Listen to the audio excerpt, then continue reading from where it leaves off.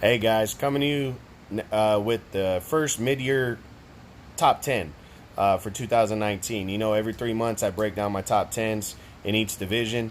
I'm actually back to just top 10s now. I'm not doing top 15s or anything like that anymore. It's just top 10s. There might be some guys tied for the 10th position, but I'm back to just top 10s. I'm going to do this video today is going to be on the Cruiserweight division, the 200-pound Cruiserweight division, which, guys, again, if you don't watch Cruiserweights, I get it because a lot of them don't get on American television, but they're coming up. They're 2 years in a row. They've done the World Boxing Super Series. The first tournament was badass. This tournament's been pretty solid so far too. The semifinals just happened. They were really good. So you really want to start watching the cruiserweights. These guys are mini heavyweights. That's all they are. Big boys throwing, and most of them got a lot of pop. You know, we had a couple entertaining fights that just happened. We'll get into those a little bit. But I'm also planning on keeping these shorter than normal, just giving you a brief description of what each guy's doing and then moving my way through the top 10. So let's get it started. We got a two-way tie for 10th now. We'll start with the guy that was already there. He was previously number 10 by himself, and that's Kevin Lerena of South Africa. Now, Lorena's fought twice now. He's 2-0 this year. He had a knockout in March, and then he came back in June and took on another nobody and got a 12-round unanimous decision.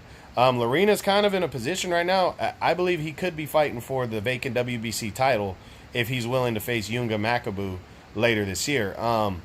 It's either going to be him or somebody else, but those are the two. They're two of the three highest rated contenders right now, and it really depends if former world champion Krzysztof Władlarczyk wants a shot because he's at number 6.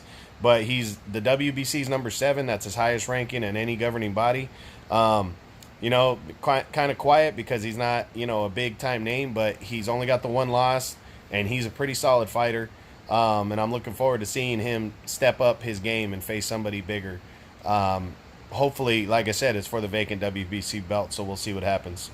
Now, tied with him for 10th is the now former world title challenger, Andrew Tabiti. He drops one spot from 9th. Tabiti is still ranked number 1 in the IBF, but that's because they haven't updated their rankings yet. But Tabiti took on Junior Dorticos on June 15th in the semifinals of the World Boxing Super Series. And he just, you know, he couldn't handle Dorticos' power. He tried. He was trying to box. He was trying to play defense. He avoided a lot of shots by tying up and kind of moving away, but he was never able to really get his punches off without getting hit in return. Dorticos is such a power puncher. Again, it was the semifinals of the World Boxing Super Series, and the day of the fight, Oleksandr Usyk gave up the IBF belt, so this fight became for the vacant IBF title. It was solid, it was decent, but Dorticos was really winning most of the fight, and in the 10th round, he caught Tabiti with just a picture-perfect right hand, right on the chin, and knocked out Tabiti. So Tabiti suffering his first loss, tough defeat. I'm not sure if he's going to be back before the end of the year. I'm assuming he's probably going to take the rest of the year off. It was a tough loss for him, and it was a bad knockout. But, you know, he got to the semifinals. That's something to build on for later on. And, you know, tough break for Tabiti. Now, coming into to my top 10 for the first time, at number 9 is former world title challenger Yunga Makabu. He fought in June. He took on Dmitry Kudryashov, who's a big Russian power puncher who lost to Dorticos last year, or 2 years ago, a year and a half ago in the World Boxing Super Series Season 1. This guy, though, you know, he came in, he lost to Tony Bellew a couple years ago for the WBC title. He got knocked out, surprisingly, after knocking Bellew down, and he bounced back and destroyed Kudryashov in only 5 rounds. It was a firefight from what I heard, a lot of power punching. But this guy's the real deal. He's the WBC's number 4 contender, which is the highest available contender in terms of the other two guys, Dorticos and Tabiti, who are 1 and 2. They just fought for the IBF belt, and Dorticos is now the IBF champion. Tabiti's going to drop in the rankings, and then the other guy, Murat Gassiev, is moving up to heavyweight. So Yunga Makabu, with the title vacant, is probably in line to fight for the vacant world title. I'm assuming. I think he's gonna face Krzysztof Władlarczyk, or he's gonna get Kevin Lerena, who we just discussed, in the ring, and I think that's gonna definitely happen within the next few months before the end of the year for sure.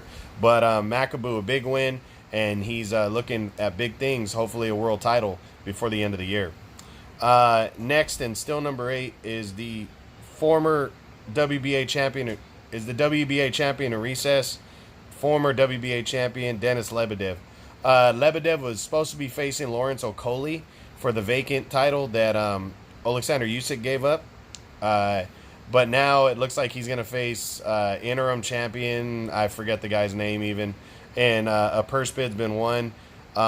This fight should happen within the next few months. It might be Lebedev's last, and he's been a trooper the last 10 years or so. He's been a really good cruiserweight. So we'll see how that goes, and hopefully we hear something soon on it. Next, at number 7, dropping 2 spots from number 5, is now the former 2-time WBO champion Krzysztof Glowacki. Glowacki was the interim champ from last year in the WBO. He got upgraded when Alexander Usyk recently vacated the WBO belt, so he got upgraded to full champ. And then in the semifinals of the World Boxing Super Series on June 15th, he lost the title by a third-round knockout to Maris Bradis. It was a very controversial call, though. It really, the second round, there was a lot of controversy there. He hit Bradis behind the head or in the back on a clinch, but it wasn't a bad one, and Bradis elbowed him. He went down. The ref took a point away, but then didn't give Glowacki time to recover. Glowacki, instead of trying to clinch and cover up, he decided to go toe-to-toe with Bradis. Was a mistake. He got caught. He got put down again. Then when the bell rang to stop the round to help him recover some more, the referee didn't jump in and stop it. They kept ringing the bell for like 10 seconds, but these guys kept fighting, and he kept getting hit with big shots, and he was already hurt. It led to him getting knocked out in the third round. He's filing a protest, which I think he should, with the Latvian Boxing Federation, the WBO, and also the World Boxing Super Series. Not sure what's going to come from that, but hopefully, even if it doesn't get overturned or a rematch isn't called, hopefully he gets a shot really quick, because he really deserves something out of that. That was really bullshit what happened to him. Next at number 6, moving up 1 spot from number 7, is contender Mateusz Masternak. Hasn't fought this year, and there's no news on what he's doing next.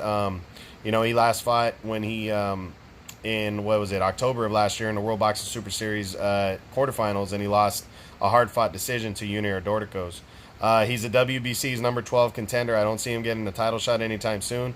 Guy's got to come back and just get back in the ring somehow and fight somebody. So that's really what he needs to do next. Just shake off that loss and get back. Next at number 5, moving up 1 spot for number 6, is Noel Gavor, who he came back on June 15th, took on a nobody, got an 8-round unanimous decision. Nothing special. His highest ranking is number 9 by the WBC.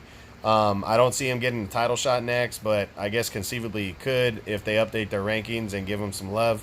I could see him possibly fighting for the vacant title, but he's another guy that's just got to work his way back up, and that's it for him. Next at number 4, number 4, is the newly crowned IBF champion Junior Dorticos. He came in. The title became available. The IBF title became available on June 15th, the day of his fight, when Alexander Usyk vacated it. He took on undefeated Andrew Tabiti. He just pressed his will against Tabiti and did not let his foot off the gas pedal. He kept coming at him. It was a good, strong performance. He was winning most of the fight, and then the 10th round, he caught Tabiti with a great right hand right on the chin, knocked him out cold, and captured his world title. He's the KO doctor for a reason. He's in the finals of the World Boxing Super Series. He's going to attempt to unify belts with Maris Bradis. A lot going for Junior Dorticos right now. Congratulations to him. Big-time win. And I think he's the favorite to win the whole thing. So we'll see when that fight gets scheduled for. Next, and still number 3, is former unified cruiserweight champion Murat Gassiev. He made the announcement. We already knew he was thinking about moving up to heavyweight. He made it official. He's coming back July 27th and debuting at heavyweight when he takes on veteran Joey DeWaco. Once he does that, I'm dropping him out of the cruiserweight rankings. I'll move him into heavyweight if he's good enough to get into the top 10 there. But, Gassiev, we knew he was planning on it. He confirmed it, and now he's doing it. That fight will be on DAZN as part of a triple header on July 27th. Next, still number 2, is the newly crowned WBO champion, Maris Bradis. He returned and was challenging Krzysztof Glowacki for the WBO belt on June 15th in the semifinals of the World Boxing Super Series. and he ended up getting that controversial third round knockout win over Glowacki. I already went into all the details. I'm not sure what the World Boxing Super Series, the WBO, or anybody else is going to do about it. I don't think anything's going to come from it. I think they're going to allow this to happen, but Glowacki will probably be fast-tracked to the top spot to fight the winner. But yeah, I mean, he's got a golden opportunity in the finals against Dorticos. It's going to be a good one. I'm favoring Dorticos, but I could see Bradis winning this fight too. I think it's going to be a really good final. Congrats to him, and we'll see how that breaks down. And finally, still number one is the now former undisputed cruiserweight champion, still undefeated, Alexander Usyk. Usyk gave up within about a month and a half's time. He gave up all four of his belts.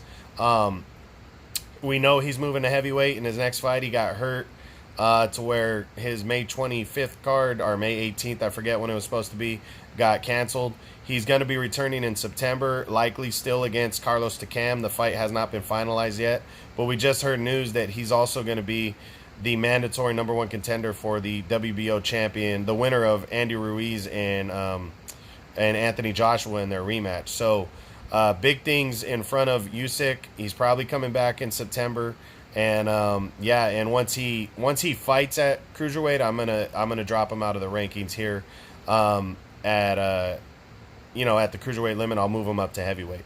So that's it, guys. I hope you enjoyed it on the cruiserweights. I'll come back with another division tomorrow. True Boxing, been hit with the truth.